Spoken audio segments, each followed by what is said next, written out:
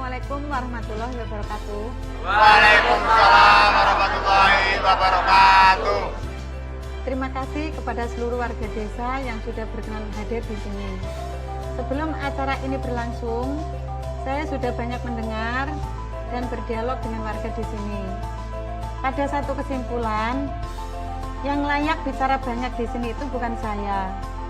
Namun, Bapak dan Ibu warga desa yang saya banggakanlah yang harus menyampaikan kebutuhan apa saja dan yang mendesak yang harus diwujudkan untuk desa yang tercinta ini. Assalamualaikum warahmatullahi wabarakatuh. Kembali lagi dengan saya Nadia Restisari.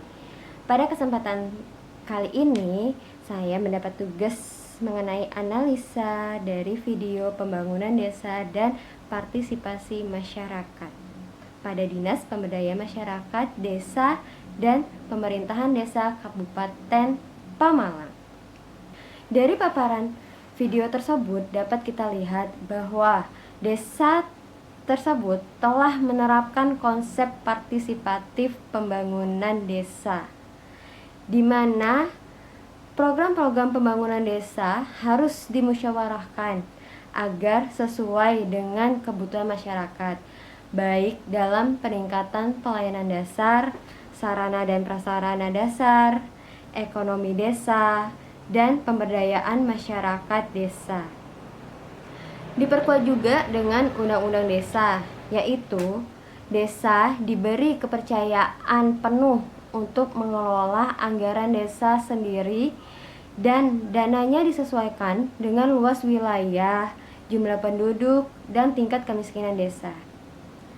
Desa sekurang-kurangnya memakai 70% APD desa untuk mendanai prioritas pembangunan desa, pelaksanaan pembangunan, pembinaan kemasyarakatan, dan pemberdayaan masyarakat.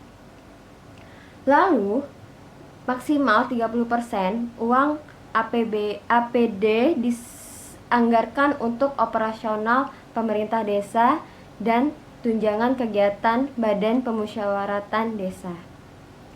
Nah, menurut Slamet ada 3 nih tradisi konsep partisipasi, terutama bila dikaitkan dengan pembangunan masyarakat yang demokratis, yaitu yang pertama partisipasi politik, yang kedua partisipasi sosial, dan yang ketiga partisipasi warga. Melalui musyawarah dusun yang menangkap aspirasi warga dari tingkat dusun yang nantinya akan dibawa dalam musyawarah rencana pembangunan desa.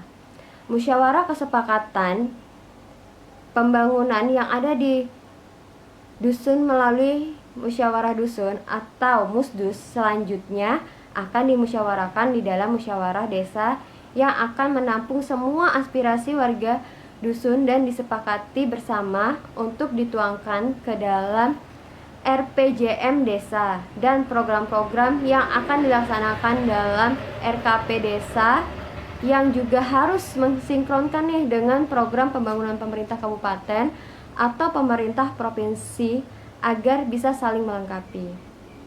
Partisipasi politik itu sendiri yaitu berorientasi pada mempengaruhi atau menduduki nih wakil-wakil rakyat dalam lembaga pemerintah ketimbang partisipasi aktif dalam proses kepemerintahan itu sendiri. Nah, kalau partisipasi sosial sebagai beneficiary atau pihak di luar proses pembangunan dalam konsultasi atau pengambilan keputusan dalam semua tahapan siklus proyek pembangunan, mulai dari evaluasi kebutuhan sampai penilaian, pemantauan, evaluasi, dan implementasi. Untuk partisipasi warga itu sendiri yaitu peran aktifnya masyarakat dalam pembangunan, sedangkan partisipasi warga yaitu peran langsung warga dalam program-program pembangunan di desa tersebut. Jadi warga atau masyarakat sendiri yang aktif dalam pembangunan desa tersebut. Nah, dalam video ini juga kita bisa lihat masyarakat tuh sangat berperan penting dalam pembangunan di desanya sendiri. Jadi melalui musyawarah dusun yang menangkap aspirasi warga dari tingkat dusun, terus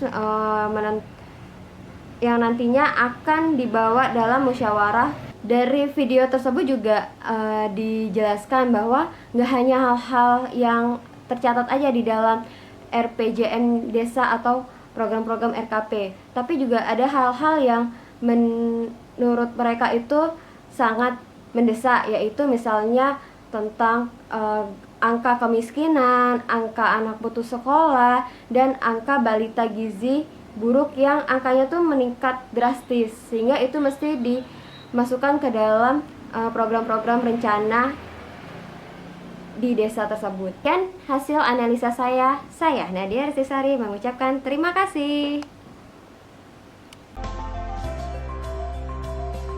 Dengan Undang-Undang Desa, desa diberi kepercayaan penuh untuk mengelola anggaran desa sendiri, dan dananya disesuaikan dengan luas wilayah, jumlah penduduk, dan tingkat kemiskinan di desa.